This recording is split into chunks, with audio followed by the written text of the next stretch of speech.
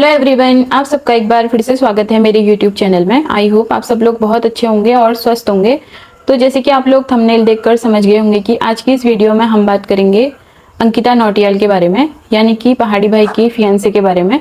क्योंकि बहुत जल्दी ही पहाड़ी भाई यानी कि रविंद्र भाई और अंकिता नौटियाल की शादी होने वाली है। और आपको ये बात तो पता ही होगी कि उनकी ऑलरेडी इंगेजमेंट हो चुकी है कुछ मंथ पहले। तो मुझे आज बात करनी है अंकिता नौटियाल के बारे में। तो जैसे कि अंकिता नौटियाल का एक लेटेस्ट वाला ब्लॉग आया था जहाँ पर को जो अंकिता है ना, तो वो अपने कॉलेज जा रही थी, उसको कोई फॉर्म सबमिट करना था वहाँ पर को। शायद अंकिता को एडमिशन फॉर्म सबमिट करने के लिए जाना था कॉलेज में। तो अंकिता के ना उस वाले ब्लॉग में कई सारे लोगों ने तरह तरह के कमेंट किए थे। कुछ लोगों ने पॉजिटिव कमेंट किए थे और कुछ लोगों ने नेगेटिव कमेंट करे थे। जैसे कि आप लोग जानते हो कि जो एक ब्लॉगर होता है ना, तो उसकी जिंदगी में अगर उसके सपोर्टर होते हैं तो उसके कई सारे हेटर्स भी होते हैं। अब जैसे कि अंकिता नौटियाल ने जब ब्लॉगिंग करनी स्टार्ट करी थी ना, तो शुरुआत में तो उसको लोगों का काफी सपोर्ट मिला, लोगों ने पॉजिटिव पॉजिटिव कमेंट करे। अब जैसे जैसे अंकिता के सब्सक्राइबर्स बढ़ते जा रहे हैं तो आप समझ सकते हो कि अब हेटर्स की संख्या भी अंकिता के सब्सक्राइबर्स के रूप में बढ़ती जा रही है। और काफी सारे लोग हैं जो अंकिता को भी हेट कमेंट करते हैं। तो मैं आपको बताती हूँ, किसी ने अंकिता को कमेंट किया था। जैसे कि आप लोग जानते हो कि जो अंकिता है वो अभी उत्तराखंड में रह रही है अपने दादा दादी के साथ। इससे पहले वो हरियाणा में रह रही थी, अंबाला में, अपने मम्मी पापा के साथ। वहां से उसने अपनी 12th की पढ़ाई को कंप्लीट कर लिया है। तो अब अंकिता अपनी कॉलेज की जो पढ़ाई है तो उसको उत्तरकाशी से वो कंटिन्यू कर रही है। जो भी वो आगे ग्रेजुएशन करेगी या फिर पीजी करेगी, तो उसने पहले ही अपनी ऑडियंस को बता दिया था कि वो अब उत्तराखंड में रहकर पढ़ाई करेगी। और क्योंकि आप लोग जानते हो कि अंकिता जो है ना वो एक ब्लॉगर भी है, तो लोगों को पहाड़ों के ब्लॉग काफी पसंद आते हैं। क्योंकि पहाड़ों में ना कंटेंट काफी कुछ मिल जाता है ऑडियंस को दिखाने के लिए। पहाड़ों की सुंदरता है, वहां पर को खेतों के काम है या फिर और चीजें हैं, तो बहुत सारी चीजें ऑडियंस को दिख जाती हैं। तो इसी वजह से जो ऑडियंस है ना, उनको पहाड़ों के ब्लॉग काफी ज्यादा पसंद आते हैं। वहाँ के रीति रिवाज देखने को मिलते हैं, वहाँ के तौर तरीके किस तरह के हैं, वहाँ का रहन सहन कैसा है और वहाँ का खान पान कैसा है। तो इस तरह की चीजें ऑडियंस को देखने को मिलती हैं, तो वो चीजें लोगों को काफी ज्यादा पसंद आती हैं।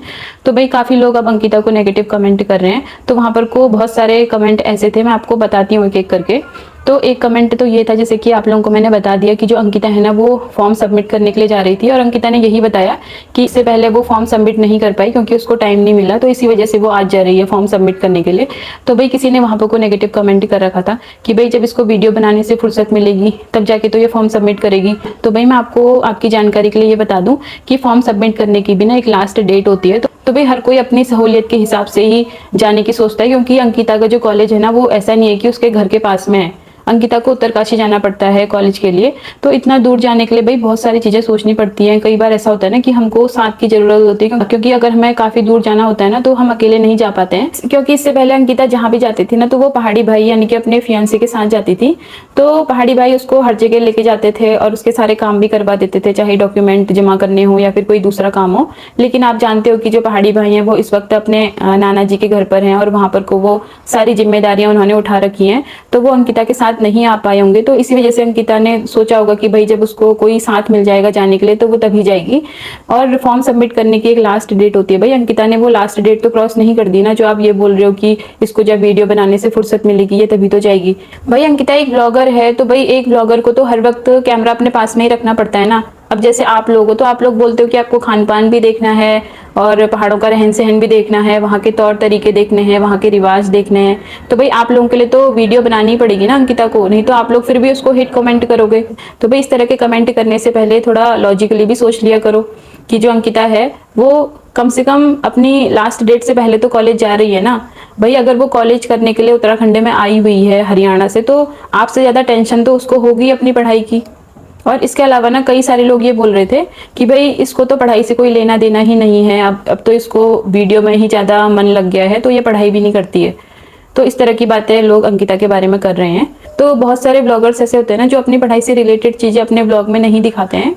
क्योंकि आप लोग जानते हो कि पहाड़ों की जो लाइफ स्टाइल होती है वो किस तरह की होती है। दिन भर में कई सारे काम पहाड़ों में होते हैं। तो कई सारे लोग ऐसे होते हैं ना जो रात के टाइम पे पढ़ाई करते हैं। जब उनके सारे काम खत्म हो जाते हैं घर के, उसके बाद ही वो लोग बुक्स वगैरह खोलते हैं और पढ़ाई करते हैं। अब अंकिता ने कॉलेज ज्वाइन कर रखा है तो भाई पढ़ाई तो वो करती होगी। और अगर आपको इतना ही पढ़ाई देखने का मन है तो भाई आप लोग अदर चैनल्स भी देख सकते हो जहाँ पर कोचिंग क्लासेस वगैरह कराई जाती हैं। अगर आपको इतना ही मन है पढ़ाई लिखाई देखने का तो उसके लिए बाकी चैनल्स भी तो अवेलेबल है ना। तो एक ब्लॉगर से ये एक्सपेक्ट करना कि वो आपको पढ़ाई भी दिखाए, भाई वो किस किस के मन की करे। अब किसी को खान पान देखना है, किसी को वहाँ के रीति रिवाज देखना है, किसी को कुछ देखना है। अब अंकिता ने कॉलेज ज्वाइन कर रखा है तो भाई ऐसा तो होगा नहीं कि वो पढ़ाई नहीं करती होगी, पढ़ाई तो वो करती ही होगी, क्योंकि आपसे ज्यादा चिंता तो खैर उसको होगी अपनी पढ़ाई की। और अंकिता अगर रेगुलरली अपने ब्लॉग में पढ़ाई लिखाई दिखाने लग जाएगी ना, तो कुछ लोग ये बोलेंगे कि भाई हम तो तुम्हारा ब्लॉग देखकर बोर हो गए हैं, हमने तुमको इसलिए सब्सक्राइब किया था ताकि हम उत्तराखंड के सुंदरता को देख सकें, वहाँ के खान पान को देख सकें, और तुम तो अपने ब्लॉग में पढ़ाई दिखा रही हो जैसे कि तुम ही इतनी पढ़ाकू हो। तो फिर लोग ना इस तरह की बातें करने लग जाएंगे। तो मैं यही कहना चाहती हूँ कि आप लोगों से ज्यादा चिंता ना भाई अंकिता को होगी अपनी पढ़ाई की, क्योंकि अगर वो पढ़ाई नहीं करेगी तो भाई उसके ही मार्क्स कम आएंगे, उसको ही बुरा फील होगा। तो कहीं ना कहीं वो भी मेहनत करती होगी अपनी पढ़ाई को लेकर। और कई सारे लोग तो ये बोलते हैं अंकिता से कि भाई तुम धीरे बोला करो, आजकल तुम बहुत चिल्ला चिल्ला कर बोल रही हो। तो भाई ऐसा नॉर्मली हो जाता है। अब जैसे आप लोग जानते हो कि जो अंकिता है तो उन्होंने पहाड़ी भाई को देखकर ही ब्लॉगिंग स्टार्ट करी थी, और बहुत कुछ उन्होंने पहाड़ी भाई से ही सीख रखा है। ब्लॉगिंग से रिलेटेड जो भी अंकिता ने सीख रखा है तो वो मैक्सिमम चीजें पहाड़ी भाई से ही सीख रखी है। तो भाई ऐसा अक्सर हो जाता है कि हम जिससे ज्यादा इन्फ्लुएंस होते हैं या फिर हम जिसको फॉलो करते हैं ना, तो हम थोड़ा बहुत उनको कॉपी करने लग जाते हैं। तो आजकल यही चीजें अंकिता के साथ भी हो रही हैं। जिस तरह से पहाड़ी भाई ब्लॉगिंग करते हैं ना, तो भाई थोड़ा बहुत जो इफेक्ट है ना वो अंकिता के ब्लॉग में आजकल दिखाई दे रहा है। जिस तरह से पहाड़ी भाई ब्लॉगिंग करते हैं तो उसी तरह से अंकिता भी आजकल थोड़ा बहुत ब्लॉगिंग करती हैं।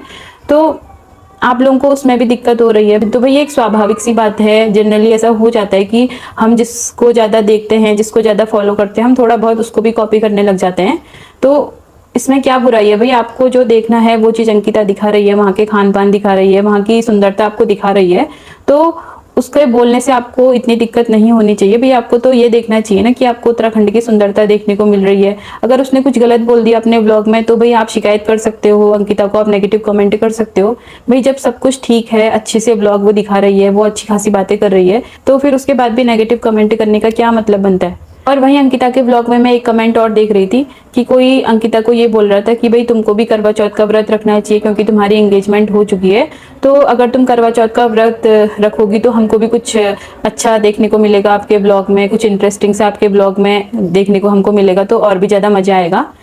तो इस तरह की बातें जो लोग हैं ना वो अंकिता को कर रहे हैं। इसके पहले भी ना उत्तराखंड में कई सारे ऐसे ब्लॉगर हैं जिनकी एंगेजमेंट हो चुकी है, तो वो लोग अगर अपने ससुराल में चले जाते हैं कुछ काम के लिए, या फिर उनके जो या फिर वो अपने होने वाले हस्बैंड से मिल लेते हैं, तो उस टाइम पर लोग इतने भर भर के नेगेटिव कमेंट करते हैं कि भाई इसको तो शर्म आनी चाहिए, ये तो शादी से पहले ही ससुराल पहुंच गई है, तो शादी से पहले ही अपने होने वाले हस्बैंड से मिलजुल रही है। तो इस तरह के लोग फिर बातें करने लग जाते हैं।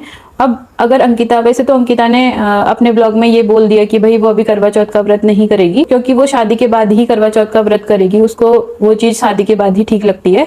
तो अगर फिर भी जैसे किसी किसी का मन होता है ना कि वो शादी से पहले भी करवा चौथ का व्रत करे, क्योंकि जैसे कि काफी सारे लोग ऐसे होते हैं अगर उनकी एंगेजमेंट हो जाती है तो वो लोग शादी से पहले भी अपने होने वाले हस्बैंड के लिए करवा चौथ का व्रत रखते हैं।